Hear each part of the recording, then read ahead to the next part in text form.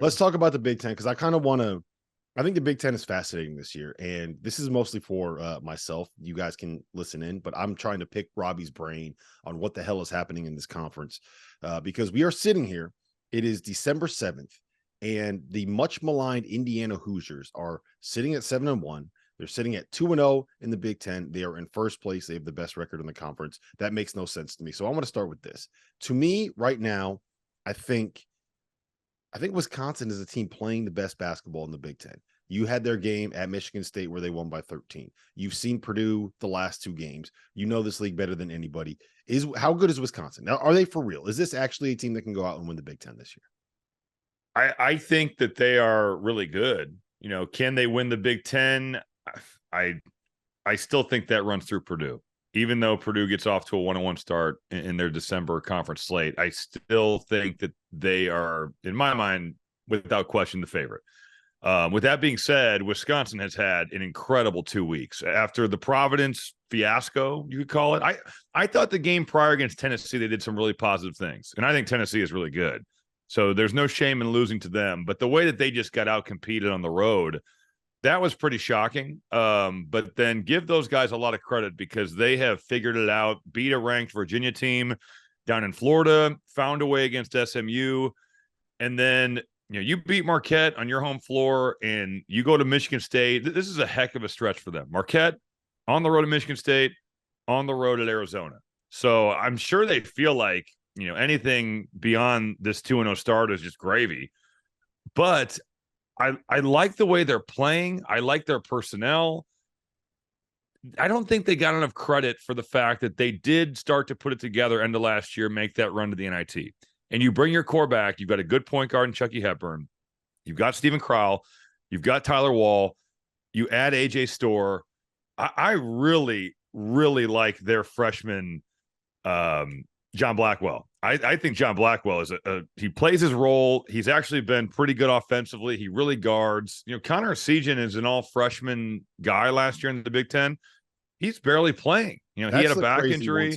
But that to me tells me that their personnel is pretty good because he hasn't shot the ball well. He was banged up. But I do think that Greg Gard was frustrated with maybe some of his lack of defense last year.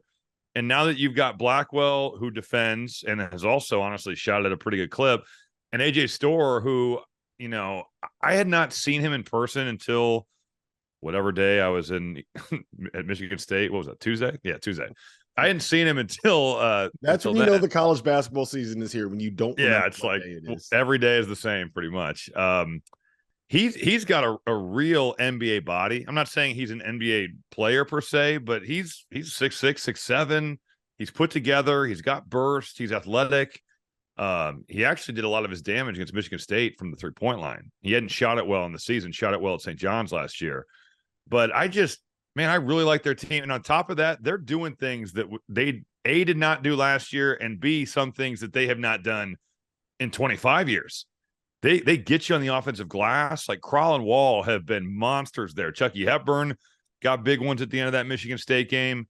They get to the foul line. They're much better shooting inside the arc this year. They weren't an amazing 3-point shooting team last season, but they really depended on the 3 because they didn't get to the line and they weren't good from 2.